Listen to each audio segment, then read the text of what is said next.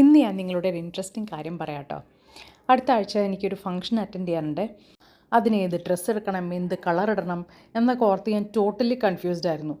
അങ്ങനെ Instagram scroll ചെയ്തപ്പോൾ ഒരു ഇൻട്രസ്റ്റിംഗ് പേജ് ഞാൻ കണ്ടു. നമ്മുടെ ബോഡി ടൈപ്പ്, സ്കിൻ ടോൺ എന്നിവ അനുസരിച്ച് ഏത് ഡ്രസ്സാണ് നമുക്ക് ഏറ്റവും ചേരുന്നത് എന്ന് പറഞ്ഞു വരുന്ന ഒരു ടീമിനെയാണ് ഞാൻ കണ്ടെത്തിയത്. സോ വെൽക്കം ടു കൽക്ക് സ്റ്റൈൽ ലാബ്. ഇവിടെ എൻ്റെ പേഴ്സണൽ സ്റ്റൈലിസ്റ്റ് നസ്ബിനെ ഞാൻ കണ്ടു. ഞങ്ങളൊരു കൺസൾട്ടേഷന് ശേഷം ഫസ്റ്റ് സ്റ്റെപ്പായ കളർ അനാലിസിസിലേക്ക് കടന്നു. അവിടെ എൻ്റെ അണ്ടർ ടോൺ അനലൈസ് ചെയ്ത് എൻ്റെ കറക്റ്റ് സീസൺ പാലറ്റ് കണ്ടുപിടിച്ചു. അതോടൊപ്പം തന്നെ എനിക്ക് സ്യൂട്ട് ചെയ്യുന്ന ജ്വല്ലറി ടൈപ്സ് മനസ്സിലാക്കി തന്നു.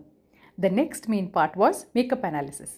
ഇതിലൂടെ എൻ്റെ left and right eye difference പോലും ക്ലിയർലി മനസ്സിലാക്കാൻ പറ്റി. ബ്ലഷ്, കോൺടോർ, ലിപ് ഷെയ്ഡ്സ് ഇവയെല്ലാം എനിക്ക് ഏറ്റവും പെർഫെക്റ്റ്ലി സ്യൂട്ട് ചെയ്യുന്നത് ഏതാണെന്ന് കണ്ടെത്തി. Wow, you can actually see the difference between my first look and final look. It's amazing, right? അതോടൊപ്പം തന്നെ എൻ്റെ ഫേസിന് ചേരുന്ന ഷെയ്ഡ്സ്, ഫേസ് ഷേപ്പ് അനുസരിച്ച് എനിക്ക് സൂട്ട് ചെയ്യുന്ന നെക്ക് ലൈൻസ് ഇവയെല്ലാം ഡീറ്റെയിൽഡായി അനലൈസ് ചെയ്തു. എൻ്റെ ഫേസ് ആൻഡ് ബോഡി മെഷർമെൻറ്റ്സ് എടുത്തു. എൻ്റെ ബോഡി ടൈപ്പ് അനുസരിച്ച് എനിക്ക് ആഡ് ചെയ്യേണ്ട സ്റ്റൈൽസ്, അവോയ്ഡ് ചെയ്യേണ്ട സ്റ്റൈൽസ് ഇവയെല്ലാം ഡീപ്പായി എക്സ്പ്ലെയിൻ ചെയ്തു തന്നു.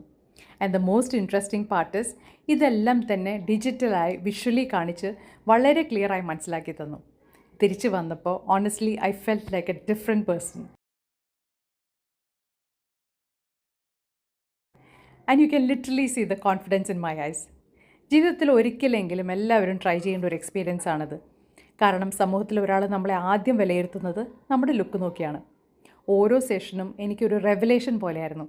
The main thing is I understood styling എന്നത് നമ്മുടെ ഫ്ലോസ് ഒളിപ്പിക്കുന്നതല്ല, മറിച്ച് നമ്മുടെ ബോഡി ആക്സെപ്റ്റ് ചെയ്ത് അതിനെ എങ്ങനെ ഏറ്റവും മനോഹരമായി പ്രസൻറ്റ് ചെയ്യാം എന്നതാണെന്ന് ഞാൻ മനസ്സിലാക്കി.